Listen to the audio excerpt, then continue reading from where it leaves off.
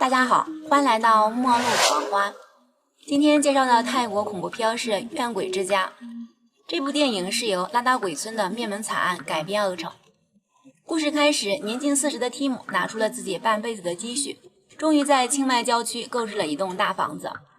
虽然变成了月供3万的房奴，但是光想想一家4口团聚就幸福的不得了。提姆细心地装扮着每一个房间，给女儿的房间装饰上漂亮小花，给儿子的房间摆放上各种玩具，给自己的房间撒上浪漫的玫瑰花瓣，然后高兴地开车去机场接老婆孩子，确切地说是从曼谷岳母家接到这里的新家。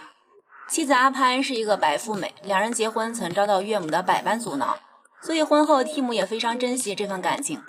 女儿小南正处于青春叛逆期，被外婆一手带大，从小没有父亲的陪伴，所以父女俩的关系一直很紧张。自从住进了新房子，提姆的腰杆也挺直了，一扫之前的不温不火。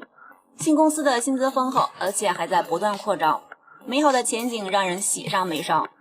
可是好景不长，刚搬来没多久，诡异的事就接踵而来。这天提姆下班回家，与妻子说话时不慎踩到猫屎，正好看到一只黑猫蹲坐在墙上，就气急败坏地拿鞋砸了过去，没想到正好砸到了邻居的车。邻居阿凯过来询问原因，得知是自家黑猫的问题后，便让妻子小妮子给提姆清洗鞋子。当阿潘看到小妮子畏畏缩缩的样子和脖子上的淤痕后，一种不安的感觉油然而生。第二天下午，阿潘接儿子小娜回家，就看到一栋房子前围满了人，还有警察在询问围观群众。原来是警方搜查到一具缅甸女性的尸体，身体上有多处被棍打过的痕迹，脸部也被强酸腐蚀，甚至还被强行塞进了冰箱。晚上阿潘对提姆说起了这件事，表示这里很是诡异，可提姆却表示天天都有人死，不足为奇。隔天晚上，女邻居就被鬼魂附身，发疯般的被医护人员强行带上了车。在小区的祈福会上，阿潘听到其他房主闲聊，自从那个缅甸女佣死后，附近一户人家就开始闹鬼，而且已打算出售房子离开这里。此时坐在正前面的一个僧人则是一副害怕不已的样子，眼睛还时不时地向人群后面看去。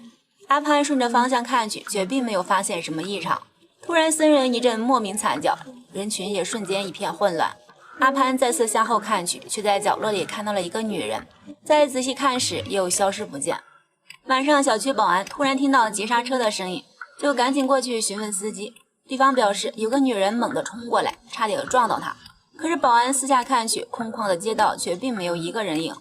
就在保安巡逻时，竟看到一个女人蹲在路中央，保安不停地问话，对方却没有任何回应，然后打开手电，慢慢地向女人照过去，看到了女人满是淤青的双脚。保安害怕不已，扭头居然看到了一个女鬼。此时已是深夜，可女儿小南却还没有回来。提姆担心女儿安危，一直没有睡下，通过余光看见旁边有人影，便用手慢慢地抓住台灯，猛地转过去，正好看到一个鬼脸面具。提姆急忙追了过去，两人手持武器相互观望了一会儿后，突然提姆被扔来的瓶子打倒在地，对方则趁机逃跑。提姆刚打了报警电话，女儿小南就回来了，父女俩因为晚归问题发生了口舌之战。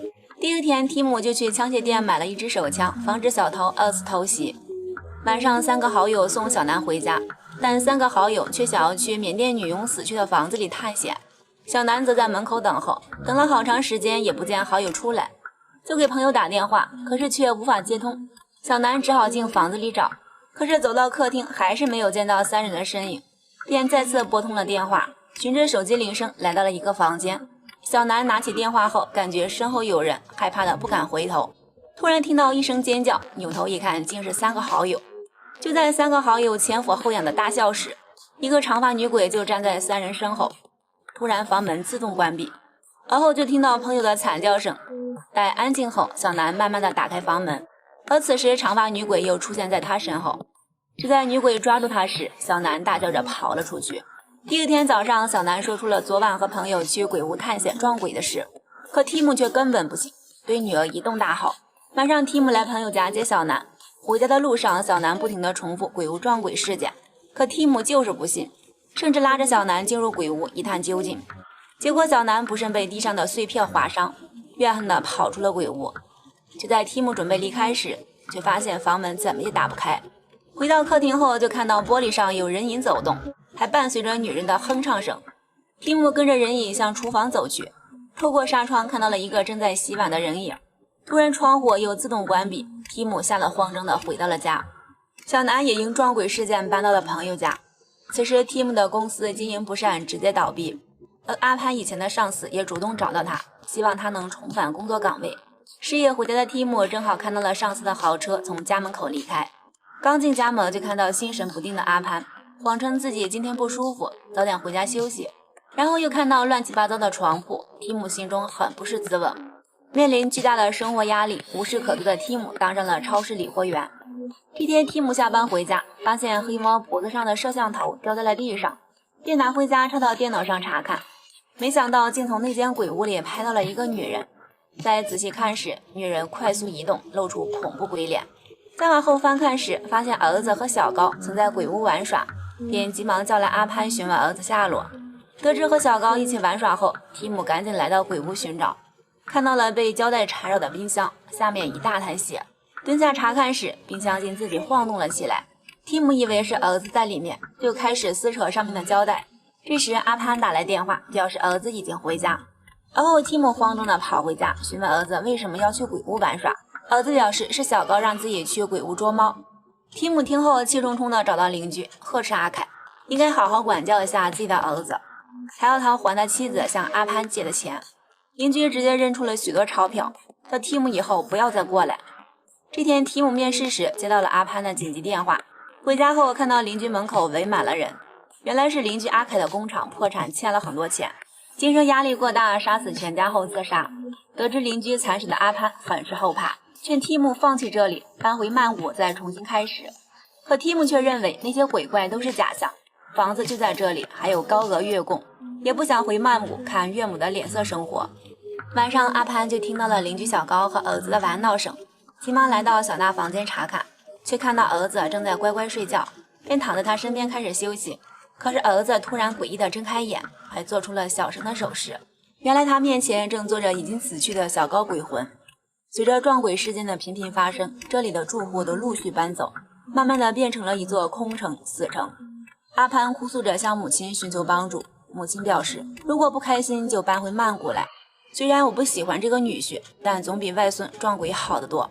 第二天小南也从同学家回来，打算收拾行李回曼谷。就在他收拾衣服时，手帕被吹到了邻居家。小南跳进邻居家拿手帕时，突然看到了一个女人走了过来，然后扭头看去打招呼时，那个女人也慢慢靠近，并看到了小妮子毁容的恐怖鬼脸。小南慌张的逃跑，却撞到了轮椅，看到了死去的恐怖老人，吓得小南发出阵阵尖叫，然后被送到了急诊室。